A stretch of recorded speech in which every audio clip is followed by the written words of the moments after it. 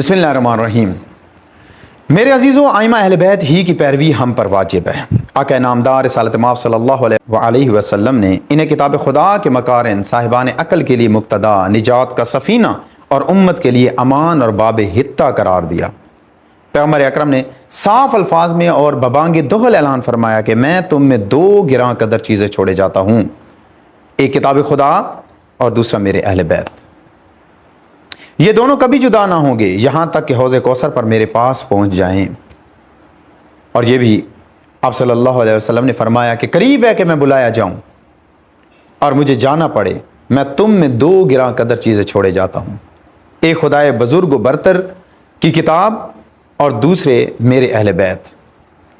किताब खुदा तो एक रस्सी है जो आसमान से ज़मीन तक दराज है, और मेरी इतरत मेरे अहल बैत हैं। और खुदावंद करीम लतीफ़ और ख़बीर ने मुझे ख़बर दी है कि ये दोनों कभी जुदा ना होंगे यहाँ तक कि हौज़ कौसर पर पहुँचे।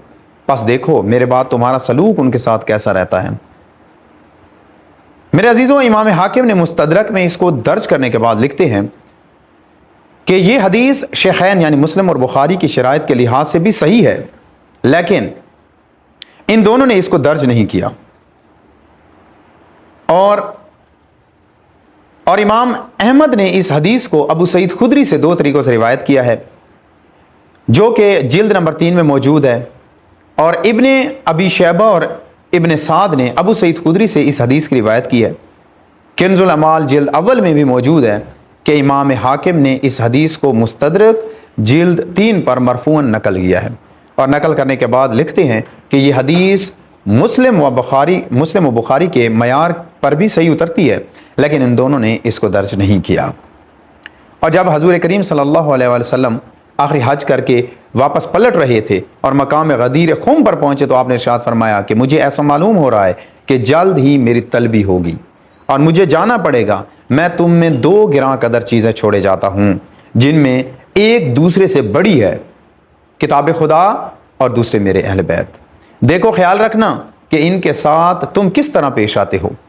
ये दोनों कभी एक दूसरे से जुदा ना होंगे यहाँ तक कि हौज़ कौसर पर मेरे पास पहुँच जाएं। या फिर आपने ये भी फरमाया कि खुदाए कवी व तवाना मेरा मौला व आका है और मैं हर मोमिन का मौला और आका हूँ। फिर आपने हज़रत अली अलैहिस्सलाम का हाथ पकड़ा और इरशाद फरमाया कि मैं जिस का मौला हूँ, अली भी उसके मौला हैं। मेरे बात खुदावंदा, दोस्त रख उसको जो इनको दोस्त रखे, और दुश्मन रख उसको जो इनको दुश्मन रखे। मेरे अजीज़ों, तबरानी ने इस हदीस को दर्ज किया है, जैसा कि अलामा निभानी की अरबईन और अलामा सयूती की अहयाउल मय्यत में मज़कूर है। हज़रत सल्लल्लाहु अलैहि वसल्लम का उस दिन का खुतबा सिर्फ इस फ़िक्रे पर ख़त्म नहीं था, क्योंकि सिर्फ इतना कहने पर खुतबे का लफ्ज़ ही सादिक नहीं आता, लेकिन सियासत ने मुहद्दिसीन की ज़बानें बंद कर दी और लिखने वालों के कलम रोक दिए। मगर बावजूद इसके सिर्फ ये एक फ़िक्रा बहरे बेकरां की तरह काफ़ी और शाफ़ी है। अब्दुल्ला बिन अख्तब से रिवायत है कि रसूल करीम सल्लल्लाहु अलैहि वसल्लम ने मकाम में हजफा पर खुतबा इरशाद फरमाया, जिसमें कहा कि मैं तुमसे ज़्यादा इख्तियार नहीं रखता। लोगों ने कहा, बेशक या रसूल अल्लाह, आप हमसे हमारी जानों से ज़्यादा इख्तियार रखते हैं। तो आपने इरशाद फरमाया कि मैं तुमसे दो चीज़ों के मुताले पूछूंगा, एक किताब खुदा और दूसरा मेरे अहल बैत। हदीस सकलैन।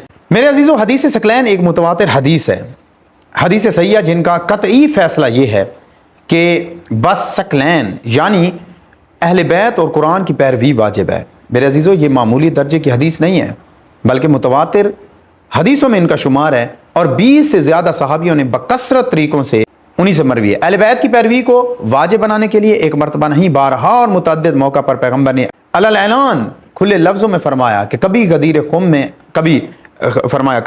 में ऐलान किया, कभी आखिरी हज के मौका पर अरफा के दिन ऐलान फरमाया, कभी ताइफ से वापसी के मौका पर ऐलान फरमाया, कभी एक मरतबा मदीना में बरसरे मिंबर ऐलान फरमाया। फिर दूसरी मरतबा जब आप बिस्तर विसाल पर हुजरा में थे तो आपका हुजरा सहाबियों से भरा पड़ा था। आपने इरशाद फरमाया, ऐ लोगो, अन करीब मैं तुमसे रुखसत होने वाला हूँ। मैं पहले ही तुमसे सब कुछ कह और सुन चुका हूँ, फिर कह देता हूँ कि मैं तुम में दो चीज़ें छोड़े जाता हूँ, اپنے پروردگار کی کتاب اور اپنی اطرت و اہل بیت۔ پھر آپ نے حضرت علی علیہ السلام کا ہاتھ پکڑ کر بلند کیا اور ارشاد فرمایا کہ دیکھو یہ علی ہیں، یہ قرآن کے ساتھ ہے اور قرآن ان کے ساتھ ہے، یہ دونوں کبھی جدا نہیں ہوں گے یہاں تک کہ حوض کوثر پر میرے پاس پہنچ جائیں۔ رسالت مآب صلی اللہ علیہ وآلہ وسلم کی اس وصیت پر جمہور مسلمین کے اکابر افراد کی ایک جماعت نے اقرار و اعتراف کیا، یہاں تک کہ ابن حجر نے اپنی کتاب میں حدیث ثقلین درج کر کے لکھا ہے کہ حدیث تمسک بکثرت طریقوں سے مروی ہے اور 20 سے زیادہ صحابیوں نے اس کی روایت بھی کی ہے۔ پھر آگے چل کر کہتے ہیں کہ یہاں ایک شبہ ہوتا ہے اور وہ یہ ہے کہ حدیث بکثرت طریقوں سے مروی تو ہے مگر کہیں کہیں یہ ہے کہ حجت الوداع کے موقع پر عرفات میں فرمایا، کہیں یہ ہے کہ مدینہ میں جب آپ بستر بیماری پر تھے تب ارشاد فرمایا، اور جب حجرہ اصحاب سے بھرا ہوا تھا تب ارشاد فرمایا، کہیں یہ ہے کہ غدیر خم میں فرمایا، کہیں ہے کہ جب آپ طائف سے واپس ہوئے تو دوران خطبہ آپ نے اس حدیث کا ذکر فرمایا۔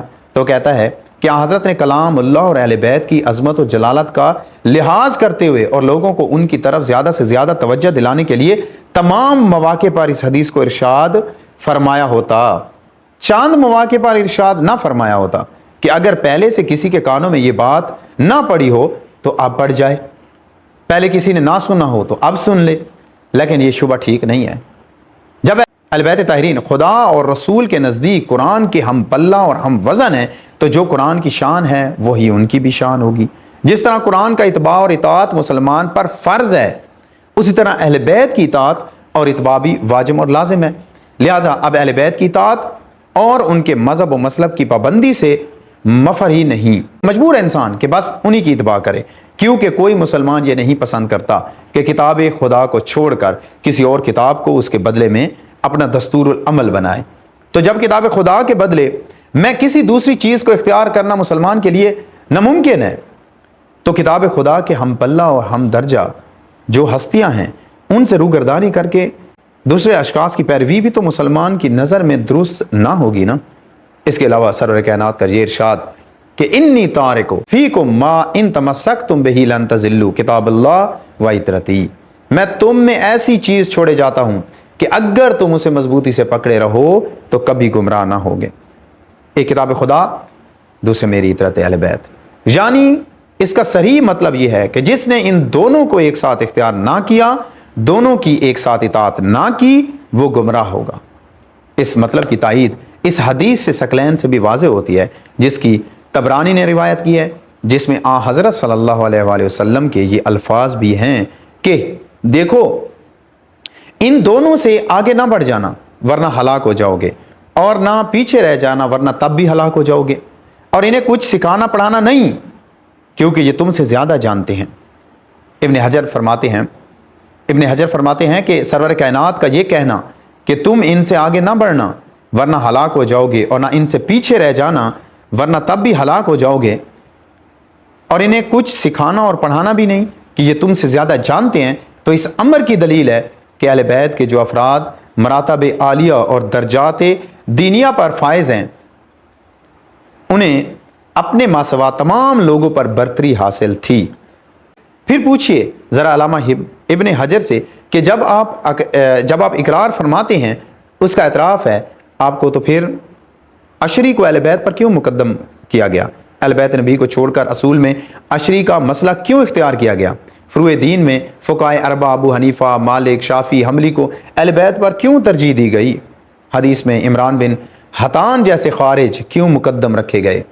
تفسیر میں مقاتل بن سلیمان جو فرقہ مرجیہ سے تھا، جسمانیت خدا کا قائل تھا، کیوں اہل بیت پر مقدم سمجھا گیا؟ دیگر علوم میں غیروں کو اہل بیت پر فوقیت کیوں دی گئی، ترجیح کیوں دی گئی؟ رسول کی جانشینی و نیابت میں برادر رسول ولی پیغمبر جس کے متعلق رسول فرما چکے تھے کہ ادائے قرض میری جانب سے علی ہی ادا کر سکتے ہیں، کیوں پیچھے کر دیے گئے؟ ان کو چھوڑ کر دوسرے کیوں خلیفہ بنا لیے گئے؟ کس درجہ سے قابل ترجیح سمجھے گئے؟ جن لوگوں نے دینی معاملات اور امور شریعت میں اہل بیت سے روگردانی کی اور ان کے مخالفین کے نقش قدم پر چلتے رہے، انہوں نے حدیث ثقلین اور اس جیسی دیگر حدیثوں پر جن میں اتباع اہل بیت کا حکم دیا گیا تھا کہاں اور کب عمل کیا؟ اور وہ یہ دعویٰ کیسے کر سکتے ہیں کہ ہم اہل بیت سے تمسک کرنے والے ہیں، یا ہم سفینہ اہل بیت پر موجود ہیں اور ان کے باب حتہ میں ہم لوگ بھی داخل ہیں؟ یاد رکھو میرے عزیزوں، اہل بیت کی مثال سفینہ نوح اور باب حتہ کی ہے، اور وہ اختلاف فی الدین سے بچانے والے ہیں۔ ایک اور بات جو ہر مسلمان کو اہل بیت کا پیرو بناتی ہے اور مجبور کرتی ہے کہ دینی معاملات میں ان ہی کی پیروی کی جائے، اور امام حاکم نے مستدرک جلد 3 پر بسلسلہ اسناد جناب ابو ذر سے روایت کیا ہے کہ حضور نے فرمایا کہ آگاہ ہو جاؤ اے لوگو، تم میں میرے اہل بیت کی مثال بالکل ایسی ہے جیسے نوح کا سفینہ، کہ جو شخص اس پر سوار ہو گیا اس نے نجات پائی، اور جس نے گریز کیا وہ ہلاک ہو گیا۔ حضور نے ارشاد فرمایا کہ تمہارے درمیان میرے اہل بیت کی مثال بالکل ایسی ہے جیسے بنی اسرائیل کے لیے باب حتہ، کہ جو شخص اس میں داخل ہوا وہ بخش دیا گیا۔ طبرانی نے اوسط میں ابو سعید سے اس حدیث کی روایت کی ہے، اور علامہ نبہانی کی کتاب 40 میں بھی یہ موجود ہے۔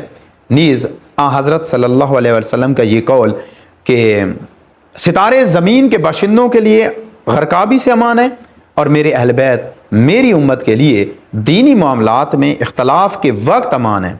پس اگر میرے اہل بیت کی مخالفت کوئی گروہ کرے گا یعنی احکام نبی میں، تو وہ ایک دوسرے سے مختلف ہو کر ابلیس کی جماعت بن جائے گا۔